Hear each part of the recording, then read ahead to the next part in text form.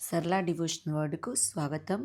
ఈరోజు మనం శ్రీ లలిత సహస్రనామ స్తోత్రంలో శ్లోకం 21లో ఉన్న 6 నామాల యొక్క భావాలు తెలుసుకుందాం. 21వ శ్లోకము. సర్వారుణ అనవద్యాంగీ సర్వాభరణభూషిత శివకామేశ్వరాంకస్థ శివా స్వాధీనవల్లభ. ఈ శ్లోకంలో మొత్తము 6 నామాలు కలవు. అందులో మొదటి నామము సర్వారుణ. ఇది 4 అక్షరాల నామము. అమ్మవారికి ఈ నామంతో నమస్కరించినప్పుడు సర్వారుణాయై నమః అని చెప్పాలి. సర్వ ప్లస్ అరుణ, సర్వారుణ. సర్వము అరుణవర్ణముగా భాసించున్నది. అమ్మవారి పాదపద్మాల నుండి వెలువడే కిరణపుంజములోనే ప్రపంచమంతా నిండి ఉంటుంది. ఆమె శరీర ఛాయ ఎరుపు, ధరించే ఆభరణాలు ఎరుపు, దంతాల చిగుళ్ళు ఎరుపు, కట్టిన వస్త్రము ఎరుపు, పెదవులు ఎరుపు, ఇలా సర్వం అరుణమయము.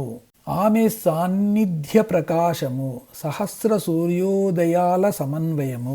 ఆమె హిరణ్యవర్ణ. సర్వము అరుణమవడము వలన ఆమె సర్వారుణ.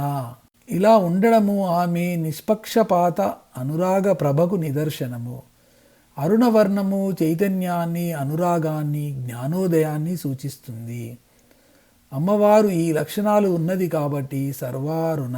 సర్వము అరుణవర్ణంగా భాసించున్నది, అనురాగపు ముద్ద, చైతన్య రాశి అని ఈ నామానికి 3 అర్థాలుగా చెప్పుకోవచ్చును.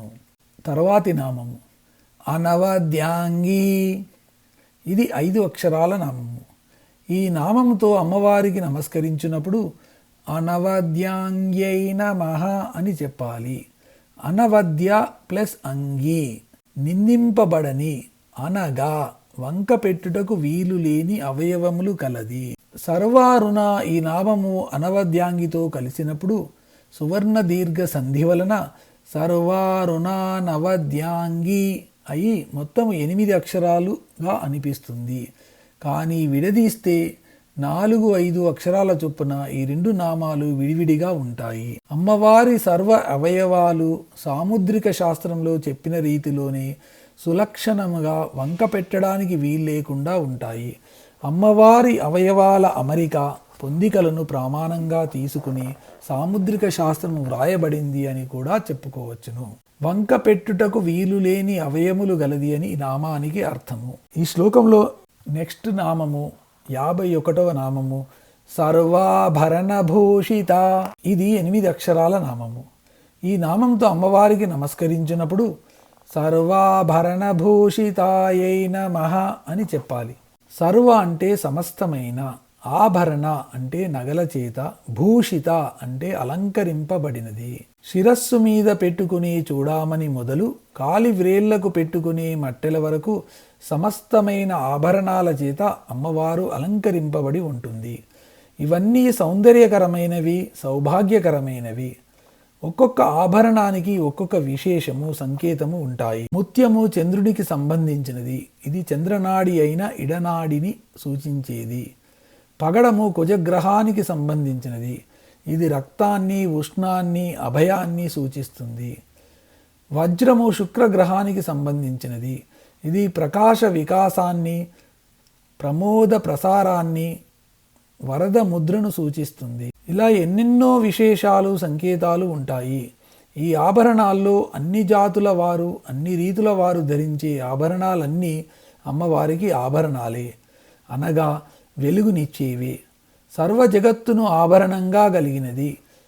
జగత్తులో ఏ అందము చూసినా ఆనందాన్ని కలిగించే ఏ వ్యక్తిని, ఏ సన్నివేశాన్ని, ఏ వస్తువును చూసినా అవన్నీ ఆవిడ ఆభరణాలే. ఈ నామానికి 1 సమస్తమైన ఆభరణముల చేత అలంకరింపబడినది, 2 సర్వజగత్తును ఆభరణముగా కలిగినది అనే అర్థాలు చెప్పుకోవచ్చును. ఈ శ్లోకంలో మరొక నామము శివకామేశ్వరాంకస్థ. ఇది 52వ నామము. ఇది 8 అక్షరాల నామము. ఈ నామంతో అమ్మవారికి నమస్కరించినప్పుడు శివకామేశ్వరాంకస్థాయై నమః అని చెప్పాలి. శివ అంటే శివస్వరూపుడు, కామ అంటే కామస్వరూపుడు, అగు ఈశ్వర అంటే శంకరుని యొక్క అంక తొడయందు స్థా అంటే ఉన్నది. ఈ నామానికి చాలా ప్రాముఖ్యం ఉంది. ఇది అమ్మవారి నివాస స్థలాన్ని గురించి చెప్పే నామము. ఈ నామంలో అయ్యవారైన ఈశ్వరునికి 2 నామాలు చెప్పబడ్డాయి. అవి ఒకటి శివుడు, 2 కాముడు. శివుడు మంగళస్వరూపుడు, శుభకరుడు. కాముడు కామస్వరూపుడు. ఈశ్వరుని ఈ 2 రకాల నామాలకు అంతరార్థాలు ఉన్నాయి. శివకామేశ్వరుని తొడ మీద అమ్మవారి నివాసమట. సౌందర్యలహరిలో శంకరాచార్యుల వారు సుధా సింధోర్మధ్యే పరమశివ పర్యంక నిలయాం చిదానందలహరి అనే 8వ శ్లోకంలో కూడా అమ్మవారి చిరునామా లేదా నివాసం గురించి చెబుతూ పరమశివ పర్యంక నివాసినిగా వర్ణించి చెప్పారు. శివునికి తల్లిదండ్రులు లేరు. ఎప్పుడు ఎక్కడ పుట్టాడో తెలియదు. అందుకే ఆయన ప్రపంచానికి ప్రథముడు అంటే అబ్సల్యూట్ ఆరిజిన్. ఈ శివుని నుండియే అమ్మవారు అను భౌతిక ప్రపంచం వ్యక్తమైంది. సంఖ్యాత్మకంగాను ప్రాదేశాత్మకంగాను కూడా అమ్మవారు ఈ శివుని నుండియే విశ్వముగా విస్తరిల్లింది. సంఖ్యాత్మక విస్తరణ ప్రపంచానికి ప్రథముడు కాబట్టి శివుడు అనే పదము అంకెలలో మొదటిదైన 1ని సూచిస్తుంది. అంకము అంటే అంకె అనే అర్థము. అంకెలలో పరిపూర్ణమైనది 9. శోకామాయత బహుశ్యాం ప్రజాయేయేతి అని తైత్తిరీయోపనిషత్తు చెబుతుంది. దీని అర్థం ఏమిటంటే ఒంటిగింటి రామలింగంలాగా ఉన్న శివునికి ఎక్కువ మందిగా అవ్వాలని కోరిక కలిగిందట. అప్పుడు ఈ ప్రపంచం ఉద్భవించిందట. ఈ కోరిక కలగని శివుణ్ణి 0తోనూ, కోరిక కలిగిన క్షణంలో ఉన్న శివుని 1తోనూ సంకేతించాలి. అన్ని రకాల జీవులతోనూ పూర్తి ప్రపంచాన్ని విచ్చుకొనబోయే స్థితిలో ఉన్న శివుణ్ణి కోరిక పూర్తిగా నిండిన లేదా కామము పూర్తిగా నిండిన ఈశ్వరుడు అంటారు. ఈ కామేశ్వరుణ్ణి 9 నెలలు నిండి సృష్టిని ప్రసవించబోయే పూర్ణ గర్భిణిగా ఊహించుకోవాలి. అందువల్లనే ఈ కామేశ్వరుడు 9 అంకెను సూచిస్తాడు. అంటే 1 నుండి 9 వరకు జరిగే విస్తరణ వ్యక్త సృష్టికి సంబంధించినది గాను, 0 అవ్యక్త స్థితికి సంబంధించినది గాను సమన్వయం చేసుకోవాలి. ఇప్పుడు శివకామేశ్వరాంకస్థ అన్న నామానికి 1 నుండి 9 వరకు జరిగే సంఖ్యాత్మక సృష్టిగా స్థాపింపబడినది అని అర్థం చెప్పుకోవాలి. ప్రాదేశాత్మకంగా విశ్వం వ్యక్తం కానప్పుడు మొట్టమొదటిగా ఒంటరిగా ఉన్న శివుడు ఒక బిందువును సూచిస్తాడు. అంకము అంటే ఉనికి, మచ్చ, చోటు అనే అర్థాలు కూడా ఉన్నాయి. కాబట్టి శివుని అంకము అంటే బిందువు అని అర్థము. ఇదే విధంగా కామేశ్వరుని అంకం అంటే పూర్తిగా విస్తరించిన బిందువు లేదా చోటు అనగా బ్రహ్మాండము అని అర్థము.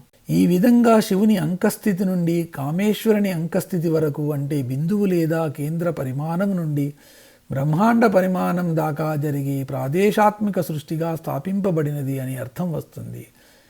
అంటే ఈ విశాల విశ్వమంతా తన నిలయముగా గలది అని కూడా అర్థం. మన చిత్తము అంటే మనస్సులో కూడా అత్యంత సూక్ష్మమైన బిందువు నుండి ఊహించలేనంత విశ్వము కూడా ఇమిడగలదు. ఆ విధంగా అతి స్వల్పం నుండి అత్యధికం వరకు మన చిత్తంలో ఇమిడి స్థాపింపబడేది అని అర్థం కూడా వస్తుంది. ఈ నామానికి ఈ విధమైన అర్థాలు చెప్పుకోవచ్చును. 1. శివస్వరూపుడు కామస్వరూపుడు అయిన ఈశ్వరుని యొక్క ఎడమ తొడయందు తన నివాసము గలది. 2. 1 నుండి 9 వరకు జరిగే సంఖ్యాత్మిక సృష్టిగా స్థాపింపబడినది. 3. బిందు పరిమాణం నుండి బ్రహ్మాండ పరిమాణం దాకా జరిగే ప్రాదేశాత్మక సృష్టిగా స్థాపింపబడినది. 4. అతి స్వల్పం నుండి అత్యధికం వరకు మన చిత్తంలో ఇమిడి స్థాపింపబడినది. 5. ఈ విశాల విశ్వమంతా తన నిలయంగా గలది అని ఈ 5 అర్థాలను చెప్పుకోవచ్చును. ఈ శ్లోకంలోని తర్వాతి నామము శివ.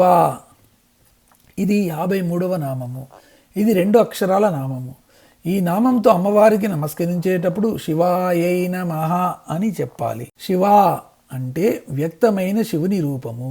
విశ్వము వ్యక్తము కాక పూర్వము ఒంటరిగా ఉన్న శివుడు బహురూపాలుగా వ్యక్తమవుదామనే కోరిక కలిగి అలా ఉచ్చరిస్తే వచ్చింది ఈ విశ్వము. అలా ఉచ్చరించక పూర్వము శివుడా అనే పేరుతో పిలువబడే శివుడే ఉచ్చరించిన తర్వాత శివా అనే పేరుతో పిలువబడతాడు.